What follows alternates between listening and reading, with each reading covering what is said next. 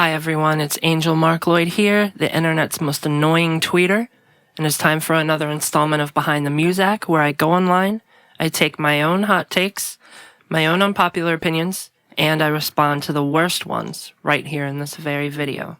Let's go.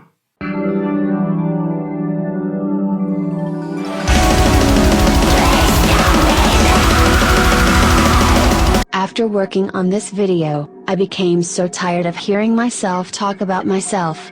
I want to make these videos, but the incessant self-focus feels weird. I feel excited about my music and the intended meanings of things, but so many eerie feelings arise when I spend so much time rattling on about it. I'm so interested in and energized by what my music means to me, but in editing this video, it became kind of jarring trying to explore it with these sorry excuses for portraying reality we call words. Perhaps this will lead me to making more creative, more abstract videos, rather than mere self-interviews and autobiographical content. I filmed 2 hours of material for this, and just barely got it down to an hour. A more complete version of this video would have been 3 to 4 hours long. The editing of my own thoughts in real time was draining in itself. I will still probably continue this series and go through the rest of my albums, but perhaps I will try scripting them, or sticking more strongly to a concise outline. Thank you so much for your support. Don't think I didn't enjoy doing this as well. I did. Lots of things that make one happy can also be draining, especially when they've not quite acclimated and adjusted to them yet. This video is going to be focused on Skinless X-1, my third album, and it was the first Fire-Toolz album to go to vinyl, thanks to Howsu Mountain, the label that released it, and the album before that, Drip Mental, which I covered in my first episode of Behind the Muzak. This album is really important to me. It's really potent. It really gets my waterworks going. I mean, listening to it constantly triggers really intense feelings for me.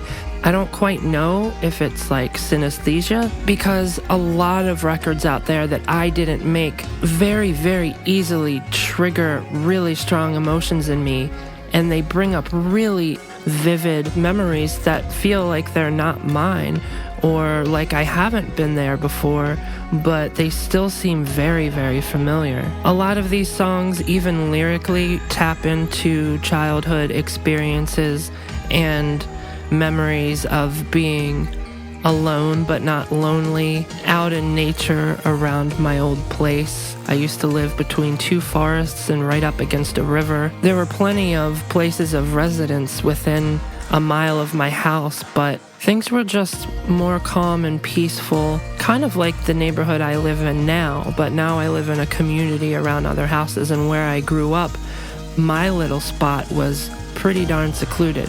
We had a neighbor on one side who we were close with, a neighbor on the other, which was my grandmother, and then a big patch of forest before there was another neighbor. So I spent a lot of time alone, either being creative or dreaming of things to create, or soaking up my surroundings and the feelings I would get from those atmospheres, which would then sort of inspire me in some way. This album seems to zap me right back into my bedroom, right into the forest next to my house, or the swamp that was in it, or something like that. There's something about a lot of the instrumentals and just a lot of the synth sounds and melodies that seem to put me right back there. And when it puts me back there, I'm silent, I'm observant, and I'm just watching it all, and I'm not really interpreting very much. The potency of this album seems to be full of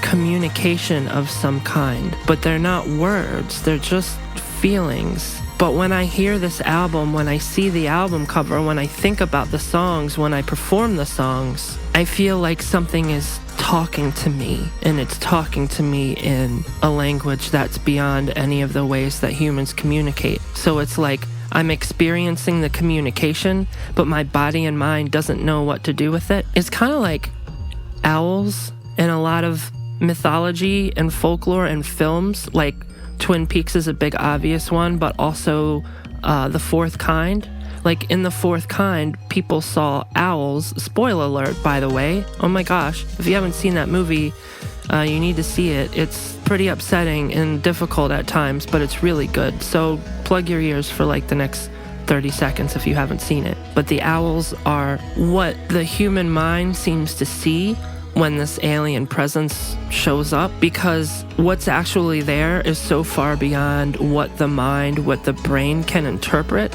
that the mind just kind of fills it in as an owl. And I just think that is really beautiful. It's almost like the owl in this situation is Skinless X-1.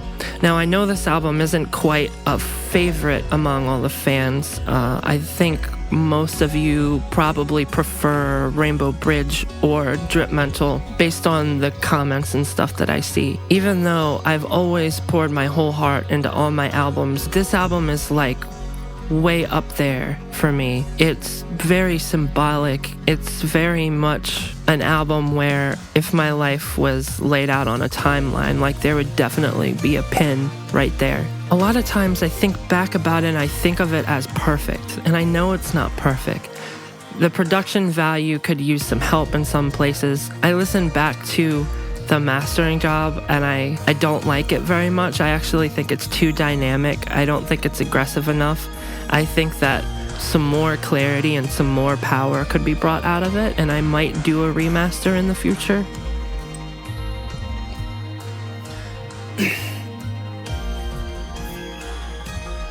It took me a while to decide on this view here. I also have the ability to do ultra wide, which looks awesome because you can see my whole room, but it's not very sharp. Maybe you can let me know in the comments whether you like the wide angle or the close-up. I have a close-up. What do you think? You like that? I don't like that. That makes me uncomfortable. You can see how bad my teeth are. Just kidding. I actually like my teeth. I should brush them a little bit more, though. So, some introductory points before I start getting into the songs themselves. People ask me a lot how much of my material is samples and how much of it is original composition. Well, I would say it's pretty much always original composition, but there have been a few cases in various Fire-Toolz songs where I have sampled entire measures or several measures of an older 80s song and looped them. Surprisingly, I rarely use samples, and I use them less and less as albums have been produced. On this album, I don't know, it's probably like 3% or less samples, and most of those samples, 90% of them, are like quick brush strokes. They're just a drum hit or something like that. Most of it is MIDI and audio that I've come up with in some way. I do take little tiny snippets out of found audio. I also get asked a lot if the vocals are me or if I got them from somewhere else.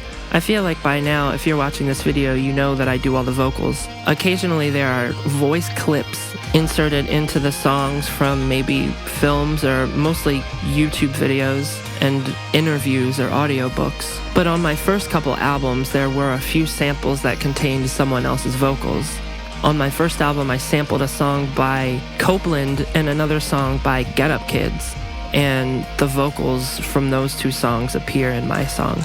But I think that's the only time I've ever done that, except for that little Billy Idol sample on my song All Death Is You from the album Drip Mental. But from Skinless on, unless it's a guest appearance that I've credited, it's all me. I am completely forgetting the sample-based song on this very album, so everything I just said is kind of a lie, but I will get into that later in the video. Another cool thing about this album is a lot of the synth parts that I wrote for it were recorded outside the context of working on the album.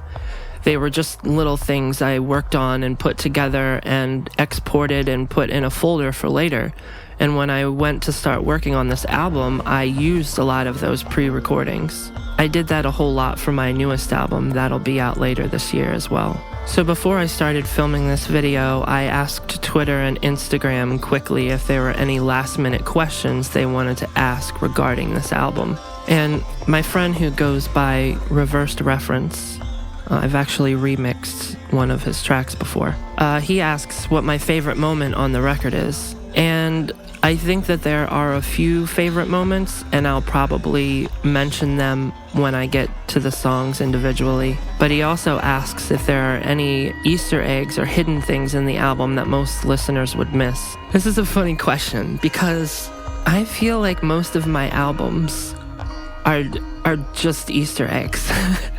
And they're all kind of collaged together, and most listeners miss most of them. I mean, it depends on what you define as an Easter egg. If you consider an old sound effect from like Microsoft Plus an Easter egg, then yeah, there are plenty of those. In the lyrics and in the imagery, there's loads and loads of Rush references. So if you're any kind of Rush fan, I mean, you're going to find Easter eggs in every other song. And this isn't because I sample Rush or even make music that sounds like them, because I don't really. It's more like lyrical references or little things in the music videos. And a lot of times the references are so distant, like I might just reference the same Greek myth or book that Rush referenced. My friend Bryce asked me what exactly is going on in the album art. It's my favorite Fire-Toolz cover. Most of my artwork is designed by my friend Jeremy, who lives in Europe. I think he's in Germany.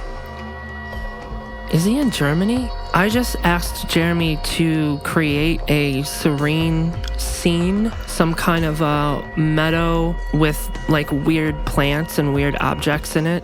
And I wanted the red soccer ball to be hovering over it as if it was slowly flying or traveling across it and just observing everything as it moves. That's something that's in a lot of Fire-Toolz songs and album covers. I mean, Rainbow Bridge had a big field. My new album has this nature type scene on the front, but it's really abstract and really weird, and I really just can't wait for everyone to see it. Field Whispers, obviously, the front cover is basically like a field or a meadow and the water and like mountains in the background. I'm always just trying to illustrate the place that my music takes me. A lot of people perceive all of this anger and aggression, and there definitely is pain and grief and loss in it. And deep struggle at times. I don't think I've ever made an album that didn't have some kind of anguish in it. But when you kind of zoom out and look at Fire-Toolz, or when I zoom out and look at it, I see this surrealistic, abstract nature scene and me existing peacefully among it. Even the Drip Mental album cover, the office scene, I mean, that brings me an enormous amount of comfort. I mean, there's nothing more cozy than being comfortable like in your office, and you've got your computer and you have access to the internet, and you got your coffee with you and your cat sleeping on the floor next to you, and your house is warm and the sunset's pouring through the shades. Ever since I was a little kid, I would get sunken into these places. I love my room. I've always loved having a room.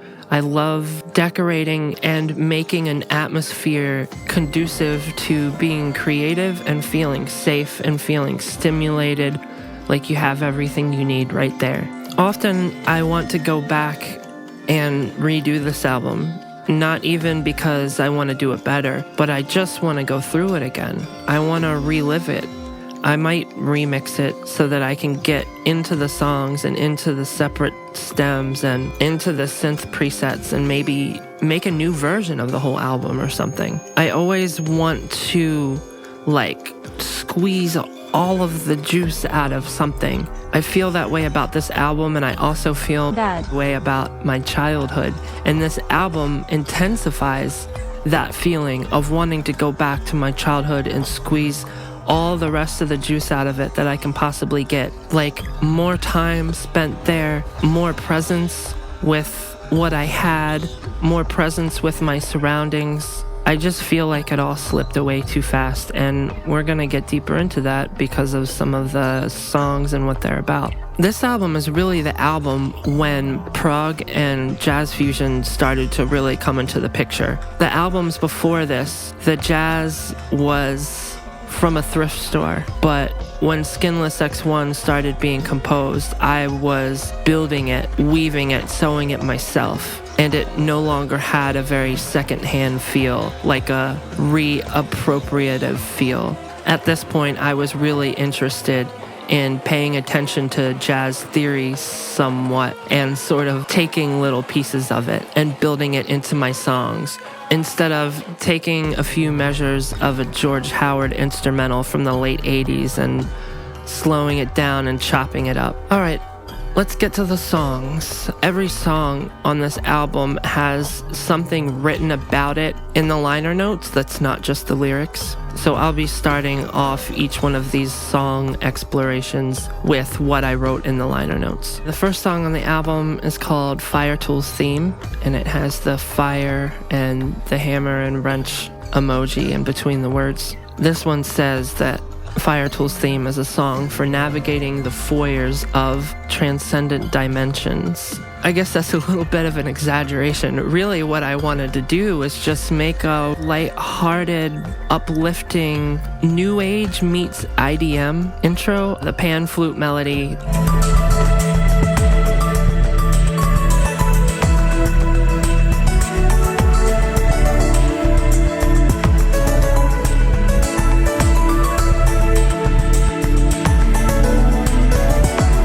really influenced by this band Shadowfax that I like. It just sounds like something that they would have done. There's like a door knock sample in the intro that I intentionally wanted to kind of freak people out. Among that are a bunch of other glitchy, kind of malfunction-y sounds that are splattered around.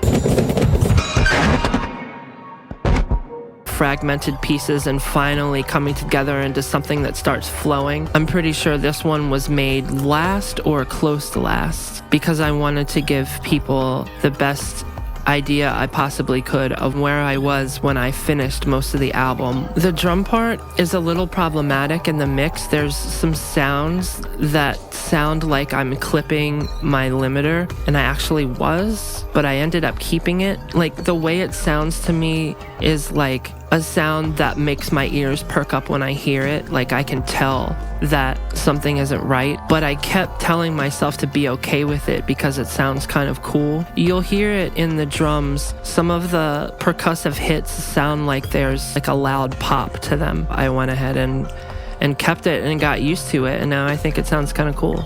Something I did in this song, and I also did it in the computer room at dusk, is that there's no real bass line to this song. It's actually just a rhythmic sort of low-end rumble that loops and goes with the drum part. The fundamental tones of it don't support anything else that's going on melodically. It's just there to serve the low end, to fill it out and to enhance the rhythm a little bit more. I really like the sound of like sinister, low-pitch synthy sounds alongside beautiful uplifting sounds. I actually think you'll hear that quite a lot on this album, not even just in Fire-Toolz Theme and in the computer room at dusk. The title of this song came from a joke that my friend made at my old job. He used to come up with funny ideas for songs or videos or lyrics or something. And one day he just looks at me and he's like, "You should have a song called Fire-Toolz Theme."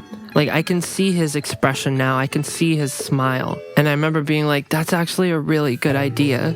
And I ended up doing it. I'm pretty sure he got a free record out of it. And now we can move on to song 2, which is called Interbeing, with a check mark in front of it.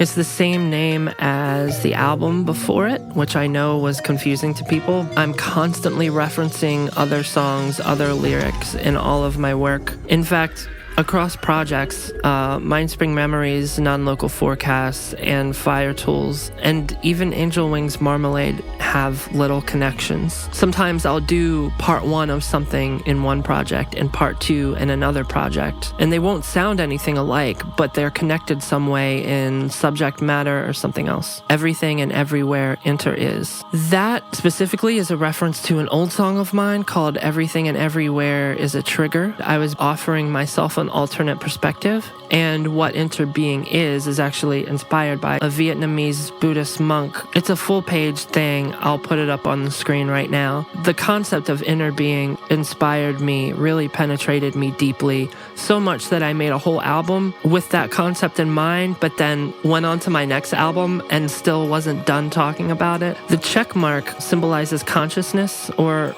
aliveness. Physicists and scientists sometimes use the terminology Bing, B-I-N-G, like with an exclamation point, when you have consciousness in something or something is conscious, or, in consciousness studies, they'll say Bing. So for me, the check mark is related to that. It has this connotation of being on, like the light being in your eyes, like being alive. The lyrics don't necessarily talk about the concept of interbeing, but what I often do with my relationship between song titles and lyrics is sometimes the lyrics will be about one thing, and then the title will be a response to the lyrics. So in this case, that's very much true. This goes for all of my lyrics on all of my albums.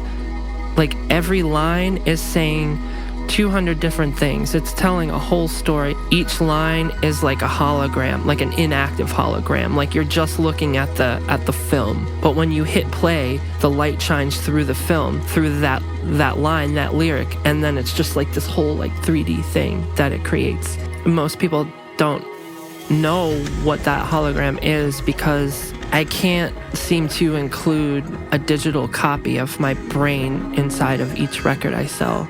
So people are just getting music and some plastic, some paper, some sounds, and somebody yelling to listen to. But for me, it's like a fucking hologram. It's like a group of holograms, like in a mother hologram.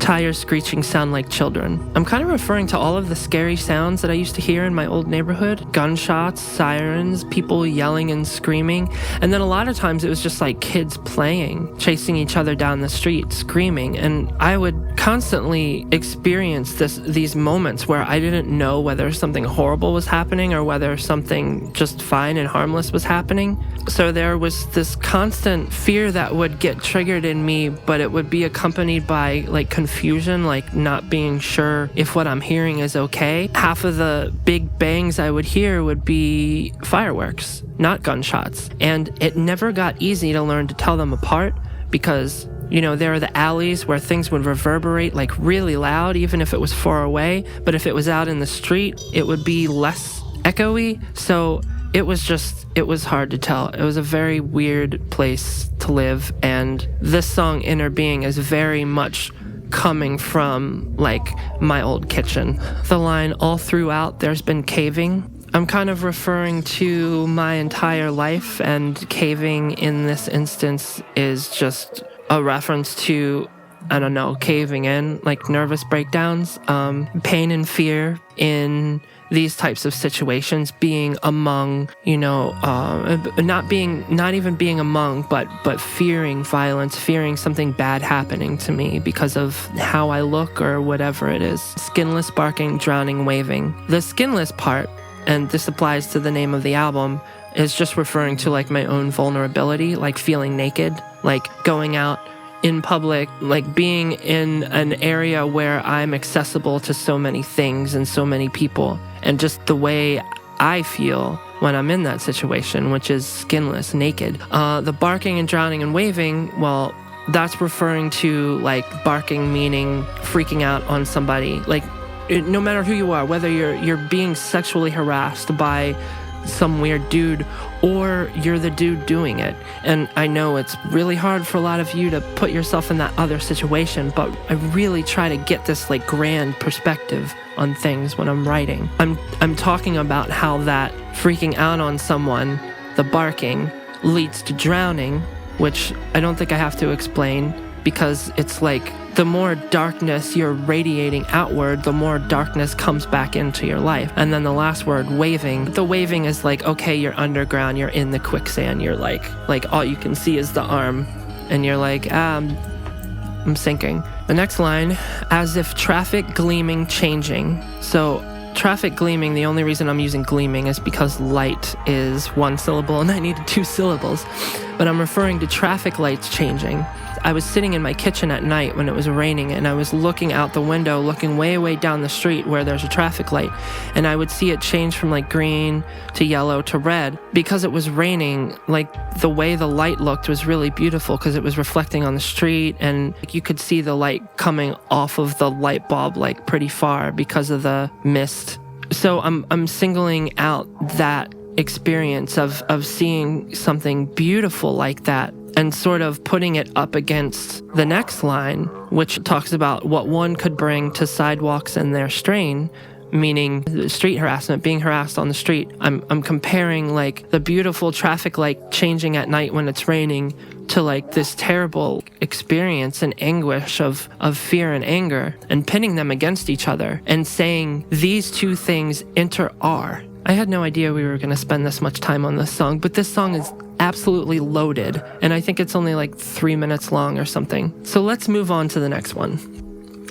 Experience slips away. The liner notes say, there is no time, only now. In this case, it's not the title responding to the lyrics. The title is very much part of the lyrics, but the liner notes are responding to the title and the lyrics. There is no time, only now. If you learn relativity, you learn that time and space are both just kind of like concessions for a deeper reality. In true spirituality and mysticism and non-dual religion and things like that, this concept also holds true. It's always the now, so it can only ever be now. Therefore, now is the only thing that exists. What I'm trying to get at here is that the liner notes are just making statements about time from both a scientific and spiritual perspective, whereas the lyrics of the song, which are actually Rush lyrics that I stole, that is more talking about a more nitty-gritty experience, which sounds convoluted, but I'll explain. The lyrics came from the Rush song Time Stands Still, and the lyrics are saying freeze this moment a little bit longer. What the song is about, and when I say about, I mean musically, not just lyrically, because it's like, to me, it's like a whole vibe. To me, the drums and the keyboards are all about this subject.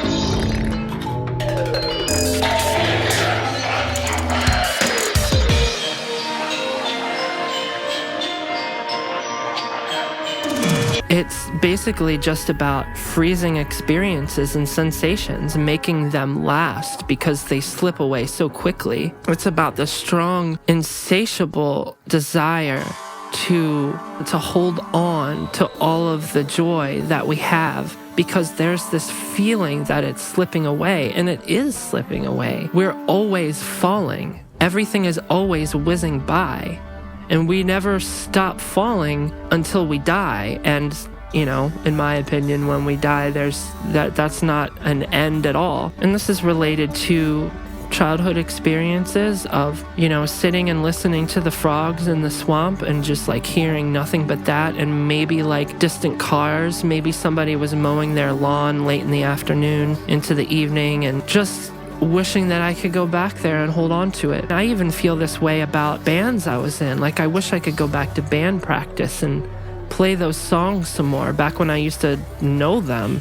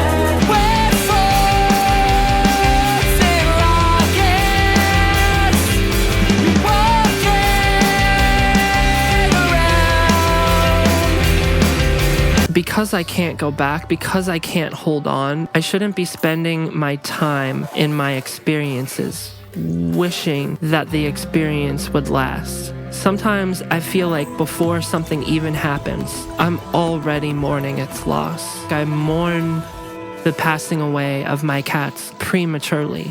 I mean, I will hold my cat Suki, who's like 12 and in fine health, and I'll just like weep. And it's not even because I don't want him to pass away someday, because I fully accept that it'll happen. It's just that he feels so precious because he's so temporary. That's what that song's about, even though there's only a few lines in it and I didn't even write them. The next song, Screamography, in the liner notes it says, recommended if you like the silent observation of the mind-made self. It's basically referring to memories as well and experiences, but encouraging a focused presence. Screamography to me, well, it started out as something I called my photography website when I was, I don't know, in my early 20s. I use the term now to refer to those still frames that are stuck in our mind of both traumatic and really joyful experiences, and the sort of bittersweet nature of those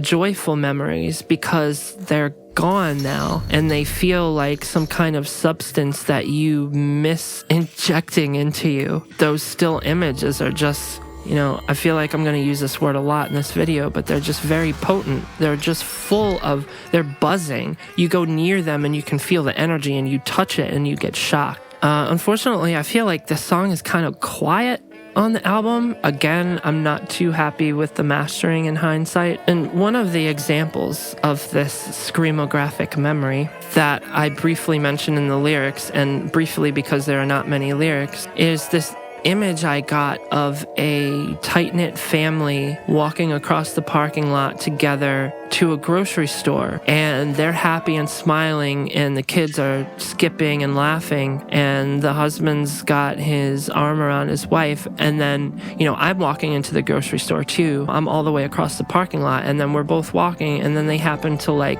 catch my gaze, and they sort of start to walk just a tiny bit slower. Their expressions change completely. They're a little confused. They're slightly put off. They're slightly not put off because they don't see something necessarily evil or bad, but something is just weird, something is confusing, something is potentially dangerous, but maybe not. This vision I have, it's very reflective of plenty of real experiences I've had. I think what I was trying to get at by bringing it up is a sense of compassion for those people who might be looking at me and judging me, or looking at me and thinking something isn't right here, but just realizing that they don't understand. They were never taught, or they were never able to learn what true, radical mutual respect and love for your neighbor really is. A lot of people think they have that concept down, but then you show them a certain group and it all goes to shit. Now, see, if I had a sign or something I was holding that was just fuck Catholics or something like that, then obviously there would be a reason for them to have a problem with me. This family might see my body and see the makeup on it and experience this kind of dissonance and confusion, this isn't right, something's weird here, that's not supposed to be like that. That's a situation where, I'm not holding an offensive sign, I am just this, I'm just me, I'm neutral, I'm just existing near them. I don't know, I just got that vision stuck in my head, and I wanted to send compassion to it.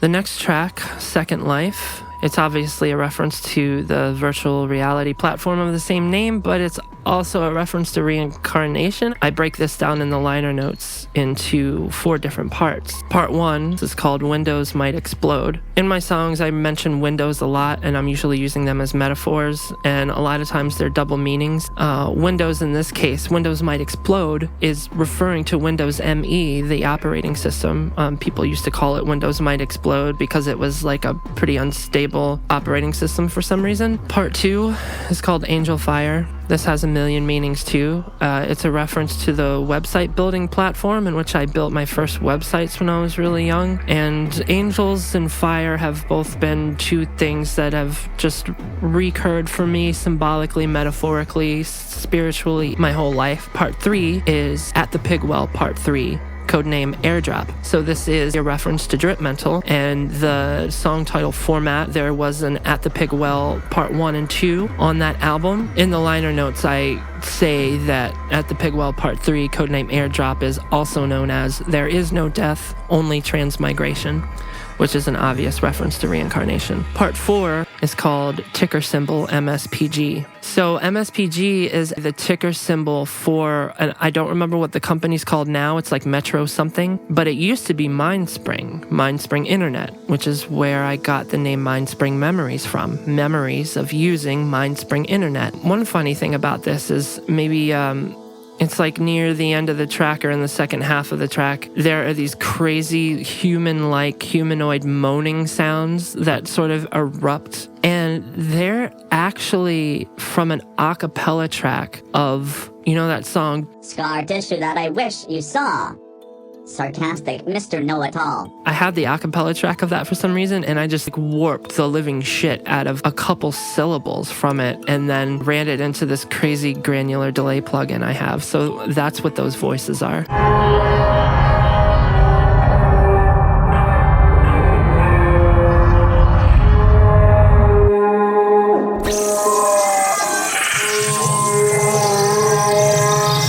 And also a lot of the synths in this song are a little bit influenced by Rush's synth era. There's this one like little synth run I do near the beginning of the song.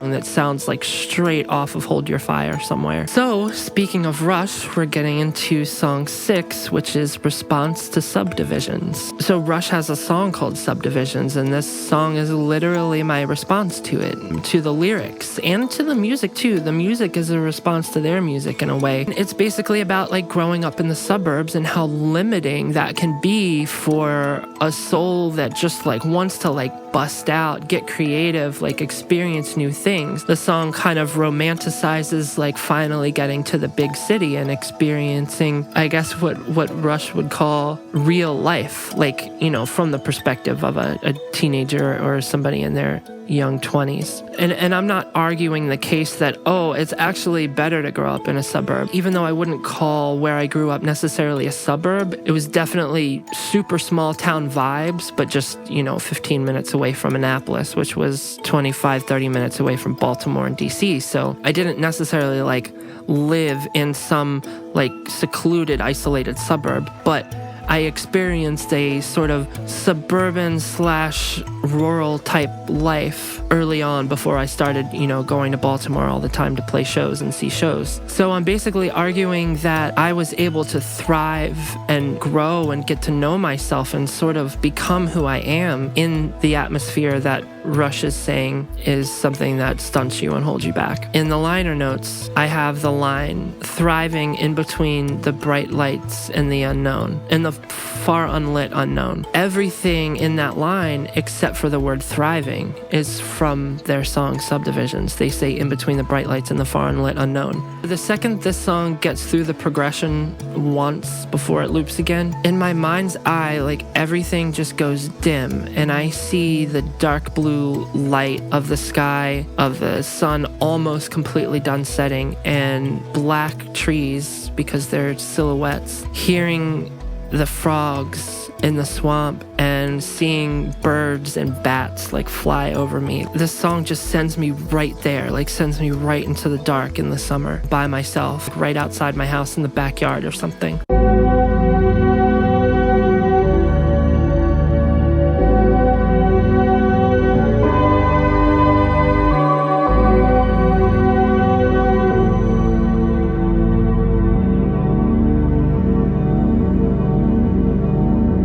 It feels like a place where like nothing can hurt me, but I also feel like it's nothing but mystery. I always felt like when I would look up at the birds and the trees in the sky, and when I would hear the frogs and the birds, I felt like my entire existence was like this huge mystery, like worth exploring. It felt really good. It like wasn't scary. I definitely had a lot of fear as a child that has hardened, and I'm still trying to melt it and drain it. But back then as a child, I didn't really realize that's what was happening. So there was like this innocent sort of like looking around like in wonder and awe, like, what is this? What does this mean? What does this feeling I have mean? What am I being told right now? What is being communicated to me? I can't understand it, but I feel it. It's another situation where the song title is not a response to the lyrics. In this case, it's more like the song title is the big container of it. And it's like the lyrics are just an example of what the title is referring to. And in this example, in these lyrics, all I say, or I sing this, and all it is good night, scattered light, forests and fields, I am awake, then a sparkling swamp sings me to sleep. I told you what the song was about, and how it was a response to Rush's song Subdivisions, yet the lyrics are just saying, I'm laying in bed, I can hear the frogs, I can see the dispersed light that's almost gone from the sky, I'm falling asleep. So basically, I'm just describing like what it's like to thrive in that atmosphere where I have these peaceful, beautiful nights, and these things, these natural things that are singing me to sleep, because I don't live in the city. I wish I mixed those vocals a little bit louder because the harmonies are really nice, but that's okay. The lyrics, the vocals act as like an instrumental layer.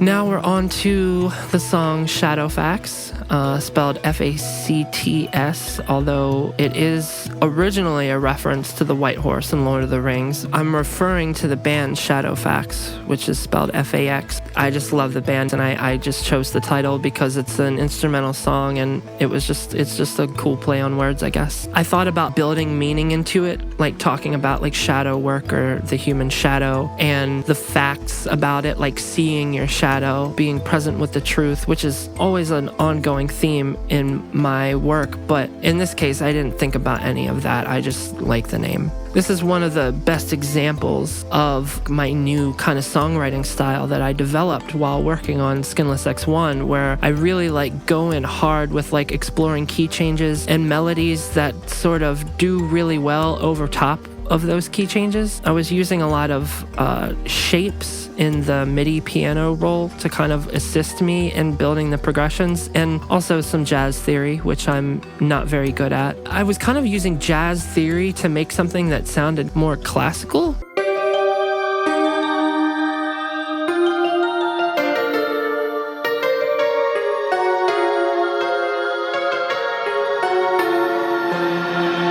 I also used to be just way into trance and electronica. In my early years, I was listening to Orbital and The Orb and Fluke and early Moby, Underworld, Chicane.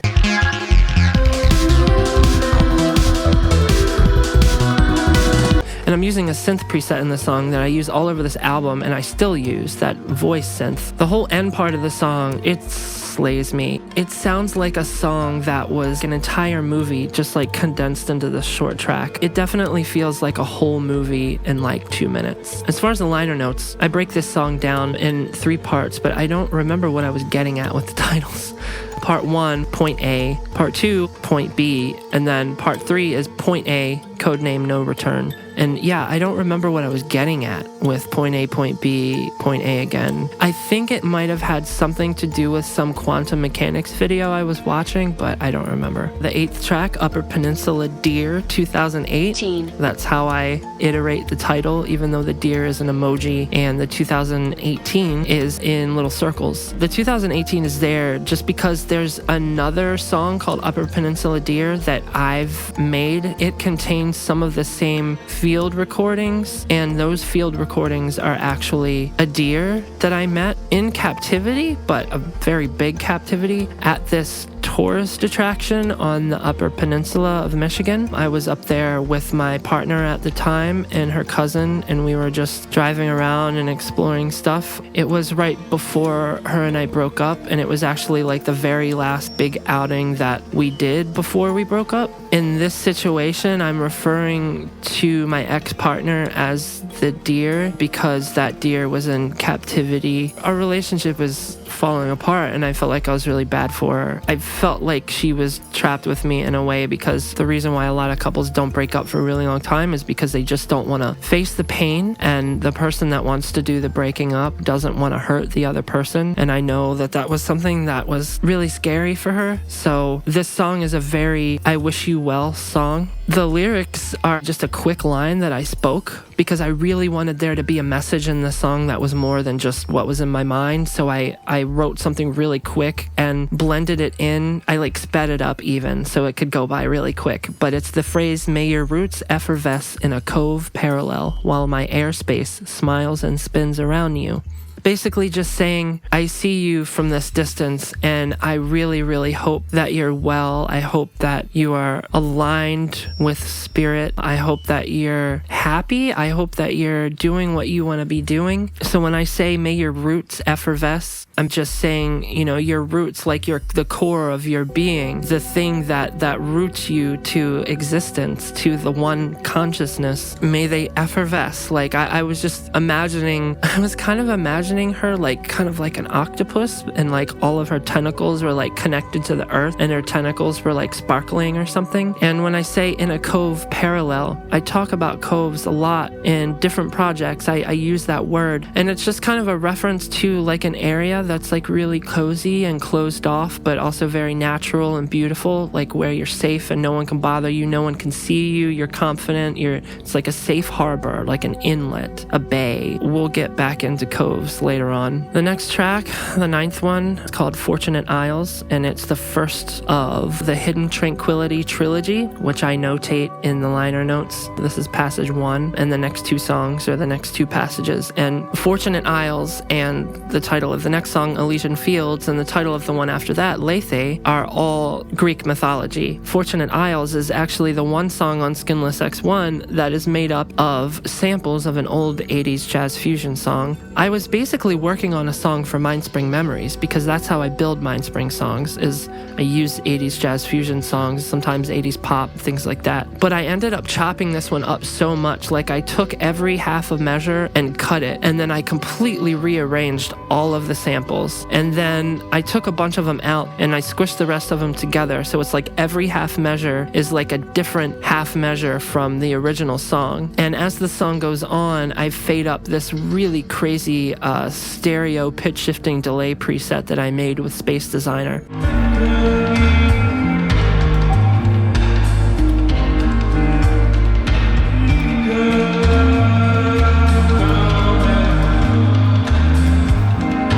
This song ended up forming this really beautiful visual. It made me really want to include it on the album. And that visual is floating up to a beautiful city in a boat, that Silver City from the second Neverending Story movie. And in the beginning of the movie, where Bastian and that bird character float up to the Silver City, except in my vision, there's like a lot of mist and like you can't really see that well. So like the Silver City is like, you can see little pieces of it through the clouds and the mist, and it's like huge and sparkly and beautiful. And the song title, Fortunate Isles, I was thinking of my boat floating along it and winding up at this happy place. Because in Greek mythology, the Fortunate Isles are also known as the Happy Isles, or sometimes the Elysian Fields. So I don't know, there's something magical that emerged out of these processed samples, and I just love the way the song evolves and how it ends. Moving on to the next song, Elysian Fields. It's passage 2 of the Hidden Tranquility trilogy. Even though there are no lyrics, this is very inspired by Greek mythology and storylines in the Rush albums. that I previously mentioned, which specifically, the main one is hemispheres. That's where most of the story takes place, or at least the second half of it. I guess this is kind of a side note, but it's more explanation on the sphere imagery that I use. On that album, they have a song called The Sphere, and I remember at a very young age reading the lyrics and just being so blown away by it. Like, in my mind, I saw a floating red sphere, and there are floating red spheres on Rush's album Hold Your Fire, which came out later, and that's part of the reason I was having these visions of a red sphere. And the lyrics are just so beautiful, and it's a conclusion to the sci-fi Greek myth story I talked about earlier, in which this time traveler goes to this planet. He notices everything's all out of whack. There's the people of heart or love, and then the people of mind or logic, and they're at war with each other. We all know that they both are equally important in being a human. So the moral of the story is that balance is found. It's symbolized as a sphere. It's represented as a sphere, referred to as a sphere. And the song just talks about everybody being on their own unique paths, but all having the same goal and all balancing heart and mind, and it all sort of coming together to a point of unity and harmony. And when I think of the sphere, I think of unity, harmony, and balance, of logic and love, of heart and mind, left brain, right brain, yin and yang, masculine, feminine, however you want to look at it. In my brain, the Elysian fields specifically, I relate to a dream I had when I was younger, which I may have talked about in a recent video. I think I did, or maybe it was an interview. But this dream where I'm walking along a field, into a sunset, into a huge sunset. And in my dream, in the back of my mind, what was playing was this Dream Theater song called Surrounded. And that's where my song off of Field Whispers, She Was Me, My Name Was Surrounded, is about. It's actually referring to the Dream Theater song Surrounded. So on this album, I'm kind of connecting this trilogy of Greek mythology references to that dream I had when I was young, which was actually in 1992 when I was in second grade. And I refer to that dream again in the next song, but we'll get to that later. See, it's a web. There's so many, it's hard to talk, hard to make a video about it. I have so much to edit because there's just so much here. I like the beat to this song because it kind of like Shadowfax, it reminds me of my 90s electronica phase when I was younger, listening to trance.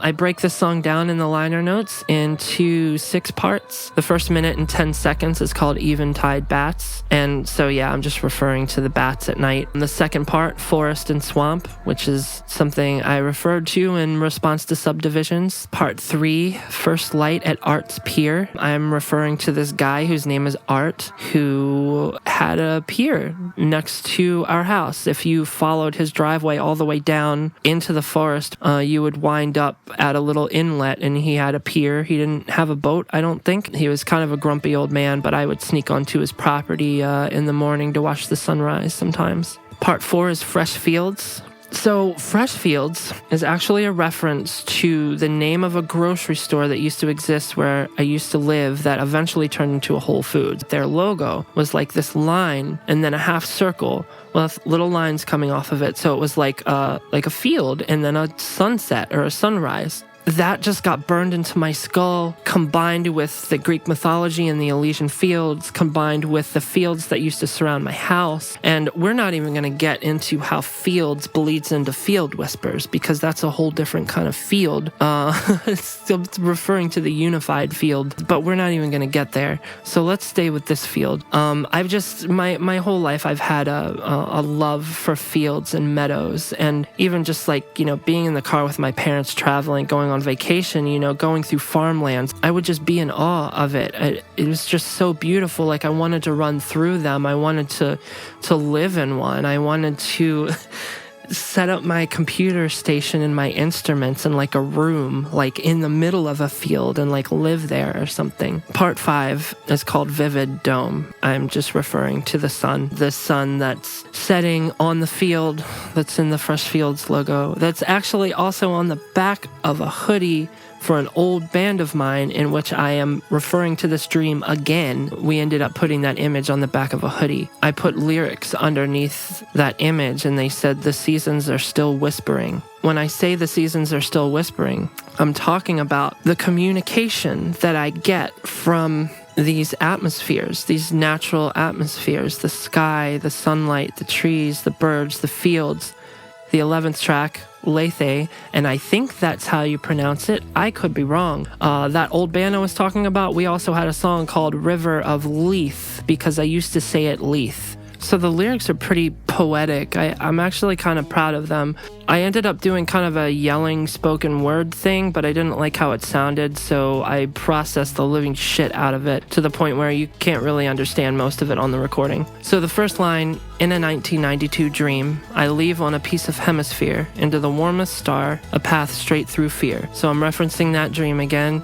I'm also referencing Hemispheres by Rush, that album, when I talk about leaving on a piece of hemisphere, but it's also a double meaning. It's also referring to that field and that sunset that was in my dream. Sometimes I would kind of add to my dream when I would write about it. I would like add attributes to it or expand upon it. I think when I was younger, I used to do this to the point where I wasn't sure what I actually dreamed and what I didn't. I know that this is something I added. And I think you see this in that movie Avatar, a piece of land that's just kind of floating in space. And it's like underneath it, you know, you see all these like roots and like dirt or whatever. It's just like hanging out. Sometimes I would think of that field and that sunset being like its own mass in space and not being connected to anything, just a field by itself. Taking the isolation and separation from everything else around it to the max for like ultimate safety. Nobody can mess with me here in my safe, beautiful fantasy land. In the song, I also say the line, "A fishhook wags its tail ambitiously." It's referring to the concept of Shenpa, which is something that was taught to the Buddhist nun Pema Chodron that she continued to teach about. The hook is referring to being triggered, that point in which you get hooked by something. And this whole song, even though it's called Lethe, referring to the river of forgetfulness or the river of unmindfulness, which I'll talk about in a second. The song is also just kind of about like freaking out and being triggered because of lots of pain being sort of stirred up in you. Being triggered is kind of like being reminded. It's being reminded of something from your past, and it kind of convinces you that you're still there or it's still happening. In Greek mythology, the Lethe, or the river of forgetfulness, was like something that you drank from to forget everything, and it's surrounding the Elysian fields or flows through them or something like that. It's part of like heaven. It's part of the afterlife. It's part of where you end up when you leave your human incarnation. You drink from the river of forgetfulness to forget all of your sorrows, to forget all of your triggers, all of your personality traits that were ever problematic and beneficial. It all slips away as you get back into this more pure soul-only zone. And this is not something that I actually believe that people like literally do when they die, but what's beautiful about these kinds of myths in mythology and even in religion is that they're really cool ways of explaining something that's way too abstract to even put in words. Getting back into lyrics here. Us refugees question our chests, yet they are still safer harbors, so the victims of wrong perception can safely foam into you. The refugees thing, questioning our chests, yet they are still safer harbors. I'm saying that I feel like our home is within us. Like we are home here in ourselves at all times. We're always home. So we question that, but it's the safest place. It's the place where you can't be harmed. Nothing can ever harm you. Even when your body is harmed, you are free from harm because you are beyond the body. The last couple words there, foam into you. I kind of stole that from the band Mineral. They have this song called For Ivadel, and the last line of the song says that, and I just think it's really beautiful. near the end of the heaviest part of the song, I belt out the line, "And every time I'm lost in my story, I radiate more heat than light." I almost always do a certain scream that isn't very loud, and it kind of involves me scrunching my throat up and shrieking. But occasionally, including the end of this song, I was just like belting out as hard as I could go, absolutely shredding my throat. And that line, "Every time I'm lost in my story, I radiate more heat than light," I'm talking about losing sight of reality, losing sight of myself, emoting and reacting based on false beliefs, which is kind of what being triggered is. So when I say every time I'm lost in my story, I'm referring to every time I am more concerned with my version of a story that explains my situation than I am being love. Being there first and coming from that place, and then taking a look at this apparent story from that place of love, which is also a place of awareness, and seeing it for what it really is. So I'm basically saying when I'm triggered and I'm like losing it and I'm like pissed off or I'm really scared, I radiate more heat than light. And I think you can kind of pick up on the difference between heat and light in this situation, where light is like love and awareness and heat is more like energy and expression. And although those things are very related, they're separate, whereas one is like the feminine,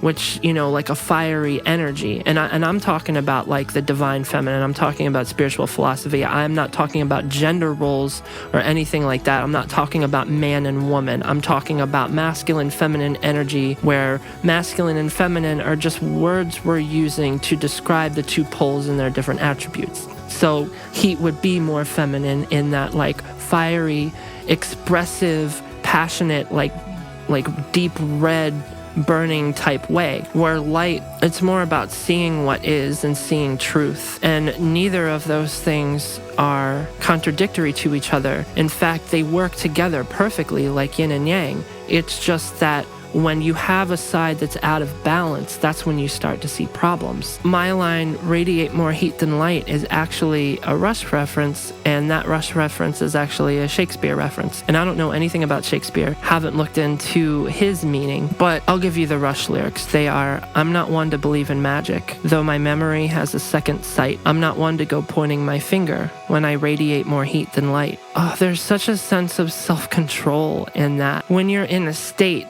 where what you're radiating is out of balance and there's more heat there than light, then pointing your finger is a terrible thing to do, because you're caught up in your story and the thought patterns that have habitually, time and time again, arisen in these situations and said the same things about what's going on right now. When you're in that state, pointing your finger, I mean, you can't even trust where you're pointing. That about does it for that song. We're almost to the end now that I have been recording for 2 hours. We have next In the Computer Room at Dusk, and the title has the coffee cup emoji at the end of it. It's another reference to my childhood and just the feeling of being in the computer room at dusk. It's a flashbacky piece to cozy memories of me spending hours and hours on the internet exploring and not coming across anything like what we come across today, which are like comment threads on the end of like every single thing we see and read and look at on the internet. This song is just so magical to me, and it might be one of my favorite moments. The memory that this song evokes in me feels like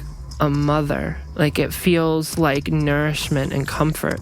My partner has been working on an animated music video for this song for a couple years. The only reason it's taking so long is because she is using this project to teach herself 3D animation. So it's been going pretty slowly but surely, and it's going to be really simple, but it'll be really effective. It's looking exactly how I dreamed it to look. The song starts out with the sound of a lawnmower. The lawnmower sound is something I downloaded from freesound.org, but I processed it in such a way where it's supposed to sound like you're in a room and you're hearing it outside the house, kind of like a little bit far away, which is exactly the sound that I grew up hearing summer after summer after summer, because we had those fields all around our house. Whenever the grass would get cut, it would just like go for a really long time, and it was usually somebody on a riding mower, and and just that sound of them kind of getting a little bit closer to the house, and then you hear the sticks and the stones that the blades are moving around, and then it gets further away again and then comes back, and it's just so beautiful, and it makes me feel so cozy. And I would just like to acknowledge the enormous amount of pollution that industrial lawnmowers put into the environment and offer a sincere apology to our Mother Gaia on behalf of humanity.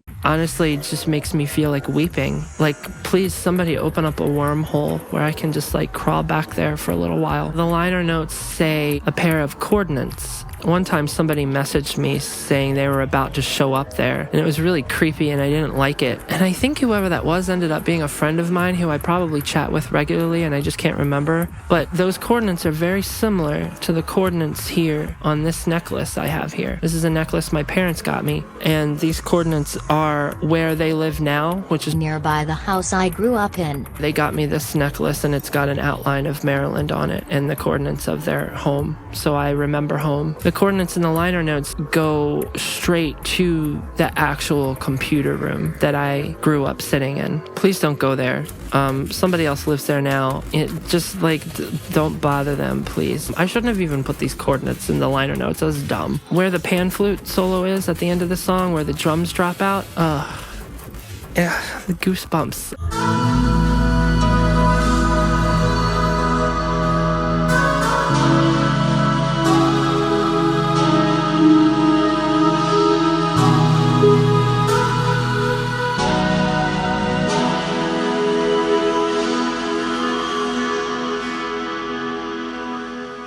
I just got goosebumps everywhere because I was thinking of that part. I think that might be my favorite part of the album. Can't explain it, like I've said, it says something to me. It's so potent, it's so full of energy, and it makes me feel intensely, but not good or bad, just like I'm buzzing. And that part is just magical. There's nothing too special about the melody I wrote. There's nothing that impressive about the production. It's just a song among a sea of millions of other songs, but it just has something about it that's extremely special to me. And I feel like if business cards were audio clips, like I would hand that flute solo to a client and be like, hit me up if you need anything. Finally, we're at the last track, and I am tired, and it's gonna take me so long to edit this. I have no idea when this is gonna come out. Holy shit. So the last track on the album is Proxy Bay,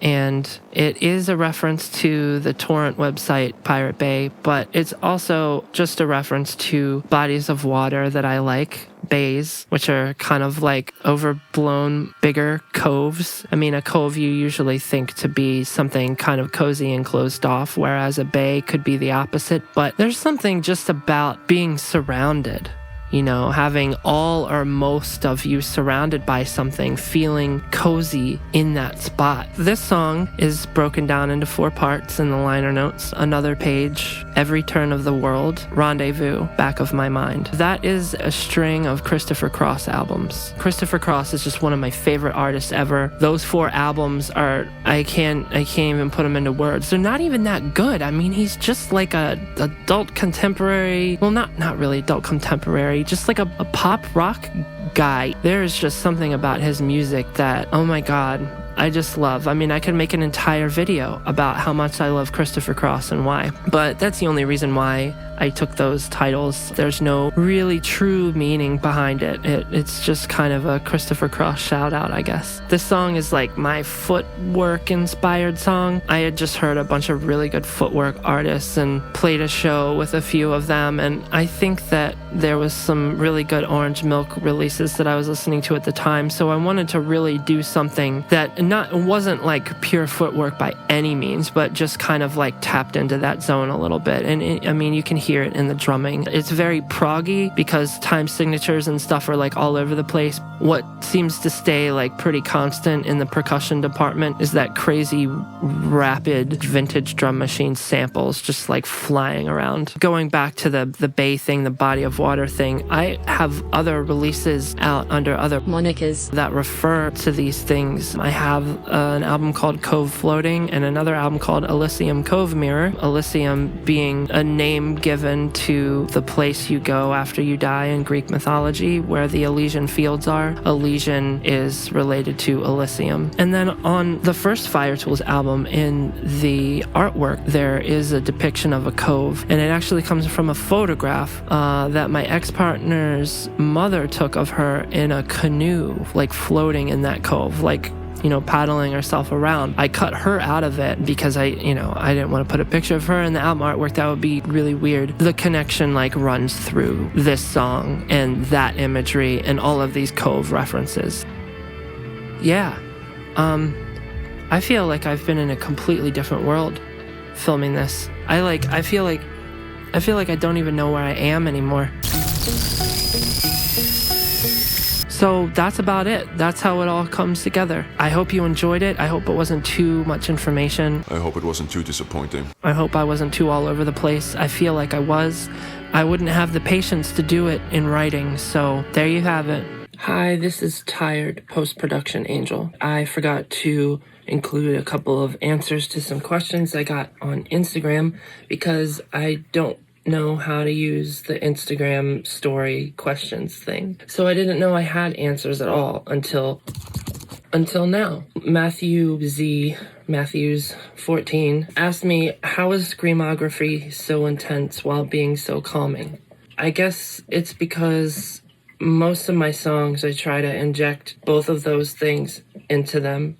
Or I don't really try to, they just end up coming out that way. If there's something really abrasive or heavy happening, I'll sort of feel this desire to want to neutralize it a bit with some relaxation or some kind of soundscape or something to just soften it. It's not so much about softening what's harsh, but it's about combining what's harsh with what's soft and then having them both at the same time. It seems like you're picking up on that a little bit, and that's cool. Especially because a lot of people mainly perceive anger and rage and harshness from my music, which is totally fine, but it's not really how I see it. Echo Dusk asks if the guitar solo on Response to Subdivisions is a sample or if I recorded that. Well, in the liner notes and all the descriptions of the song that appear across the internet, Discogs, YouTube, everything, it all credits that guitar solo to Elysian, who is one of my favorite artists right now. His name is Tristan, and he plays guitar and makes electronic music. He's a jazz fusion artist. I guess you could say experimental jazz fusion. If there is any sampling, it's either a very, very quick snippet of a single element, or very occasionally I'll make a sample-based song. But yeah, no jacking other people's guitar solos. I feel like guitar solos are like, solos in general are like almost sacred. And unless I'm making music that is unapologetically purely sample-based, I would feel a little bit uncomfortable with making this elaborate original piece and then just having someone else's solo in it. It just wouldn't feel right for me. Instagram user Ariraloya, I don't know, says this might be a better question for the Rainbow Bridge video, but I'm curious about the Screamographic memory connection. So I have two songs, one on Skinless X-1 that's called Screamography, and at the end of Rainbow Bridge there's Screamographic memory. There is a huge connection, a very direct one. In fact, the opening sort of keyboard synth sounding parts in Screamography is Screamographic memory very chopped up and sped up and rearranged. So they, the basis for each of the songs have like the same meat, I guess. This user also asks, I think you tweeted something about Upper Peninsula being from an Orange Milk demo. I would be curious to know more about that. I'm not sure what tweet you read. That isn't true. As I explained earlier in this video, Upper Peninsula Deer has a connection to an old track of mine under a different moniker, using some of the same sound sources. But that's the only connection. That's pretty much it. I've been practicing my winged eyeliner, trying to get better at it. It's okay. If you saw it more up close, you would see how terrible it is. But, Yeah, I have really shaky hands, so I always have to overdraw them because I'll mess up, and then I'll have to go over them and make them bigger and bigger. And big is good, but I would like to get better at having smaller, more subtle wings. Look at me, Angel, trying to get her wings smaller.